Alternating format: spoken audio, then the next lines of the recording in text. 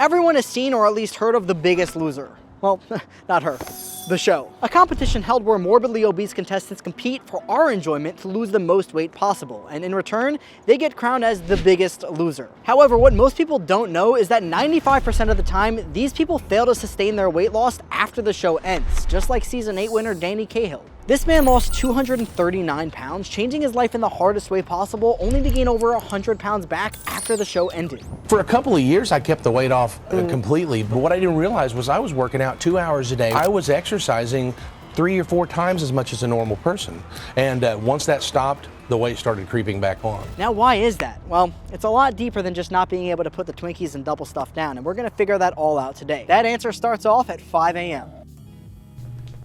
As you can tell, I'm not a morning person. Now, the only thing worse than waking up is waking up at 5 a.m. and the only thing worse than waking up at 5 a.m. is running at 5 a.m. And I guess for Danny Cahill being fat. But good morning, he starts his day with a 45-minute run on the treadmill. How about some coffee, Danny? Oh, how exciting is this gonna be? Lizzo's out there probably finishing up her 9th meal of the day, and here I am getting 45 minutes of cardio in first thing in the morning. No coffee, no water, nothing. Craziest thing is, this is only the first run of the day, and only like one of 25 cardio sessions, so it's exciting.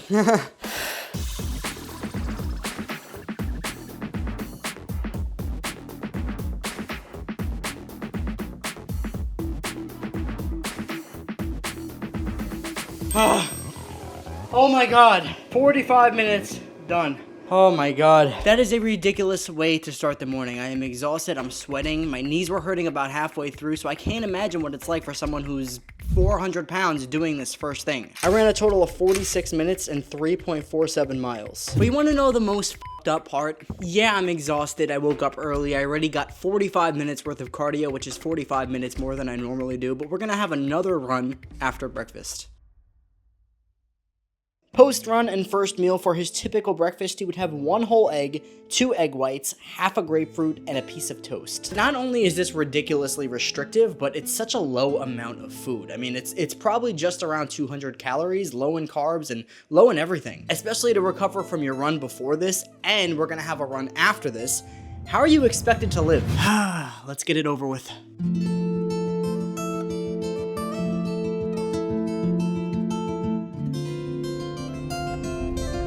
That was severely underwhelming. But grapefruits are a good option if you are dieting because it's very low in calories and as you can tell, they're fucking humongous. Now next on Danny's schedule is another 45-minute run. We're switching it up though. We're not staying on the treadmill. We're going outside this time.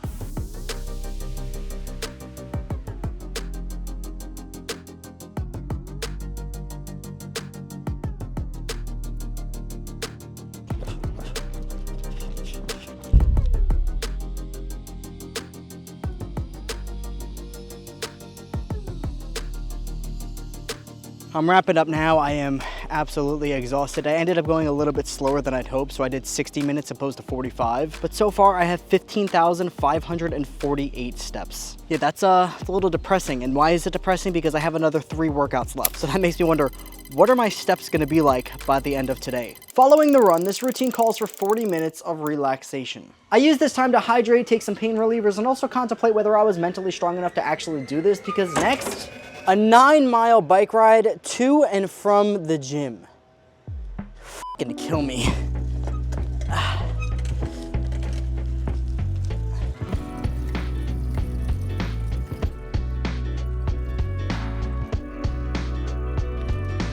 I look like such a bot right now. Holy shit. An NPC. To get to my gym, it was gonna take me 40 minutes on my bike. Just like Danny, my plan was simple. First, bike to the gym, then do my workout, then bike back home. This should only take me about 4 hours.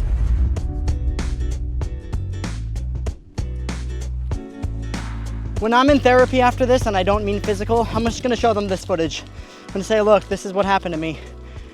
Dodging cars, dodging sticks, dodging everything. I can't believe that I still have to work out after this and then bike back home. It's actually crazy. You have to like dedicate your life to this. This isn't something you could just pick up and do. You have to actually be committed to, oh my God, I'm gonna get fucking hit by a car. Yeah, I'm never doing this again. Well, I am doing this again after my workout, but then after that, I'm not doing this again.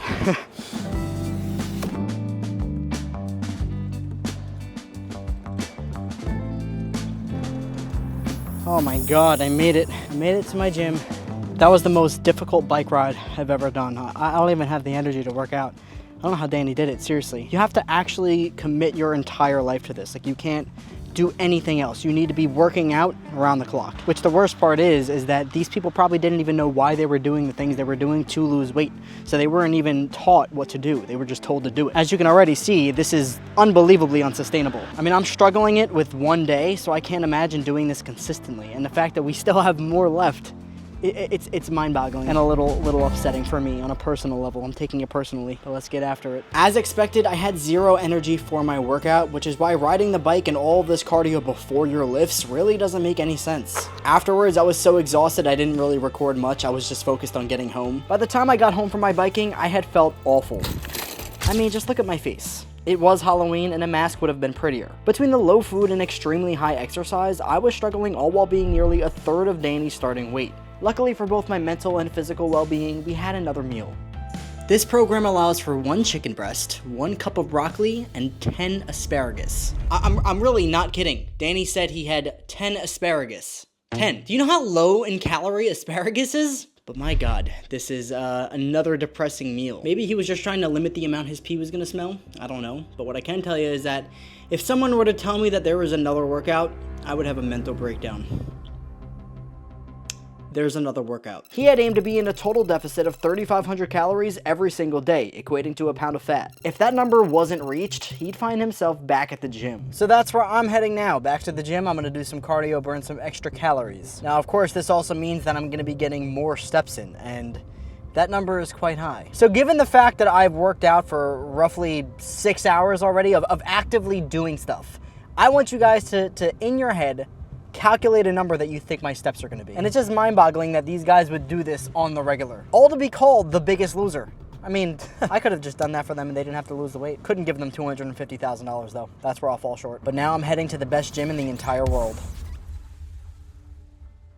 Don't worry, I'm just doing cardio here. Burning some last-minute calories just like Danny to end the day. I'll get to my steps in a minute, but before that, the question of the video was why can't these people maintain their weight loss after the show ends? So an obvious point to make is that it's way too restrictive of a diet where they're eating too little, and they're also working out so much. It was interesting seeing myself struggle today because I consider myself a decently fit person, but if you look at Danny, who's triple my weight, him going into it on his first day, how do you not feel overwhelmed? These people weren't being taught how to lose weight, they were being told how to lose weight. And when you do that, you don't take any of the habits that you incorporated during the show with you afterwards. But that's not even the biggest issue. There was a study done that showed that the contestants of The Biggest Loser, they had slower metabolisms post-show. As a matter of fact, the more weight that a contestant lost, the worse their metabolism got. So I don't blame people like Danny for gaining the weight back. As a matter of fact, I think anybody in that situation probably would. My watch calculated my steps at 28,180. Now I don't know which one's more accurate, whether that's the phone or the watch. I know the watch didn't really count the bike ride as steps, whereas the phone, it shows I got 33,483 steps. So just imagine having to do that consistently.